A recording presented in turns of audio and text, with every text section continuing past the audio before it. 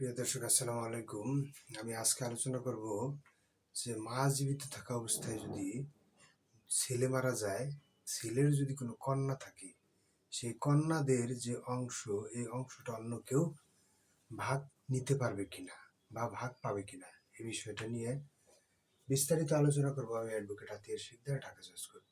অর্থাৎ এখানে এরকম একটা ঘটনা ঘটেছে যেখানে মা জীবিত মা জীবিত থাকা অবস্থায়, রিসেন্টলি ঘটনা, মা জীবিত থাকা অবস্থায় তার দুটি ছেলে ছিল। দুটি ছেলেই মারা যায় 2019 সালে, আর মা মারা যায় 2025 সালে। তাহলে রিসেন্টলি ঘটনা। তো মা জীবিত থাকা অবস্থায় দুটি ছেলে মারা যায়, দুটি ছেলে আবার রেখে যায়। একটা হলো, একজনের ছিল 3টি কন্যা, অর্থাৎ 3 মেয়ে, আর একজনের ছিল 2 ছেলে। দেখুন, 2 ছেলে, তাদের কোনো অসুবিধা নেই, কারণ তারা তারা ওই অনুসারে ছেলে থাকলে কোনো ঝামেলা নাই। আমাদের ঝামেলা কোথায়? যখনই কোনো একজন মেয়ে থাকে, অথবা মৃত ব্যক্তির যখনই একের অধিক মেয়ে থাকে বা কন্যা থাকে, কোনো ছেলে থাকে না, তখনই বিপত্তিটা বাজে।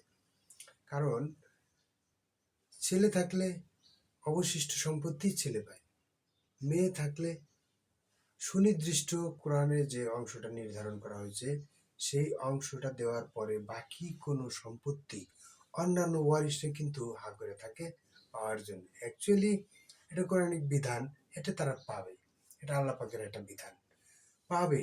কিন্তু শর্ত আছে। যদি 1961 সালের পরে, 1 জুলাইয়ের পরে একজন জীবিত থাকা অবস্থায়, অর্থাৎ পিতা অথবা মাতা জীবিত থাকা অবস্থায় ছেলে সন্তান অথবা কন্যা মারা যায়, তাহলে তার যদি কোনো কন্যা থাকে অথবা পুত্র থাকে, তাহলে তারা কিন্তু শুধুমাত্র এই সম্পত্তির প্রতিনিধিত্ব করে। প্রতিনিধিত্বের নীতি হিসেবে অন্যান্য ওয়ারিশরা কিন্তু সম্পত্তি পায় না। যখনই না পায়, এটা তো আর সবাই জানে না।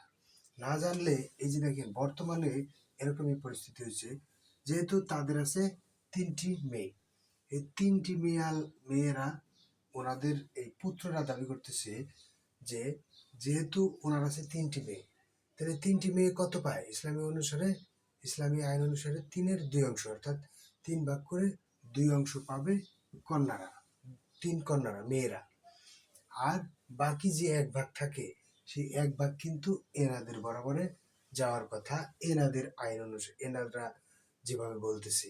কিন্তু না, আইন বলছে যদি কোনো ব্যক্তির পিতা অথবা মাতা জীবিত থাকা অবস্থায় তার সন্তান পুত্র থাকে অথবা কন্যা থাকে, তার যদি কোনো সন্তান থাকে আর সে যদি মারা যায়, তাহলে ওই সন্তানের প্রতিনিধিত্ব করবে, অর্থাৎ মৃত ব্যক্তির প্রতিনিধিত্ব করবে হলো কন্যা অথবা পুত্ররা।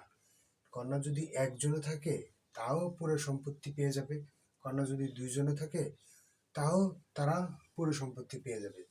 পুরো সম্পত্তি পাওয়ার পর তারা তাদের মধ্যে বন্টন করে নেবে যে কতটুকু পাবে। তারা 50-50 নিতে পারে। 3 জন থাকলে 3 জনই সে অনুসারে ভাগ করতে পারে, 4 জন থাকলে সে অনুসারে। তবে এখানে কিন্তু একটা কথা না বললেই নয়, এখানে কিন্তু আমাকে বলা হয়েছে স্ত্রী আছে, যে মৃত ব্যক্তির যে, তার কিন্তু স্ত্রী আছে। যদি এরকম হয়, তাহলে স্ত্রী অথবা স্বামী ওই সম্পত্তির অংশীদারি হবে না, এই সম্পত্তিতে কোনো সম্পত্তি পাবে না। এখন কথা হলো, যদি এই মা জীবিত থাকা অবস্থায় মা যদি আগে মারা যেত, তাহলে কিন্তু এই নীতিটা ফলো করতাম না। এই নীতিটা ফলো না করে তারা, এই যে পুত্র সন্তান যে ছিল, 2 জন যে পুত্র, সেই পুত্র কিন্তু এনাদের ভাগে ভাগ বসাইতো। সেই ক্ষেত্রে আবার স্ত্রী কিছু অংশ পাইতো, কিন্তু স্ত্রী পাওয়ার পরেও কিছু সম্পত্তি থাকলে এই পুত্র সন্তানরা আবার তাদের সম্পত্তি পেত। এখন আমি আসি, কেন এই আইনটা, এবং এই এই ওনারা এই অংশ কেন পাবে আর ওনারা অংশ কেন পাবে না। দেখুন, সবসময় খেয়াল রাখতে হবে কার সম্পত্তি আমরা ভাগ করতেছি। মৃত এই যে দাদি, অর্থাৎ এই দাদির সম্পত্তিতেই কিন্তু এনারা প্রতিনিধিত্ব করতেছে। কন্যারা কিভাবে প্রতিনিধিত্ব করতেছে? আমরা কিন্তু সরাসরি যে এই পিতার সম্পত্তি পাচ্ছে কন্যা তা নয়। কারণ হলো কি, পিতা তো ওই সময় ওয়ারিশই ছিল না। যদি আমি জীবিত থাকা অবস্থায় আমার সন্তান চলে যায়, তাহলে কিন্তু ওই সন্তান তো ওয়ারিশই হচ্ছে না। তো যদি ওয়ারিশ না হয়, তাহলে কিন্তু এই যে কন্যারা কিন্তু পিতার সম্পত্তি পাচ্ছে না। পিতারা প্রতিনিধিত্ব করতেছে, বাট দাদির সম্পত্তি পাচ্ছে। দাদির সম্পত্তি যদি পেয়ে থাকে, তাহলে কিন্তু পিতার যদি শুধুমাত্র প্রতিনিধিত্ব করতেছে, পিতা ওই সময় ওয়ারিশ ছিল না, পিতা সম্পত্তি পাইছিল না। পিতা যদি সম্পত্তি পাইতো, তাহলে আবার ঠিকই ওই হারে ভাগ হইতো।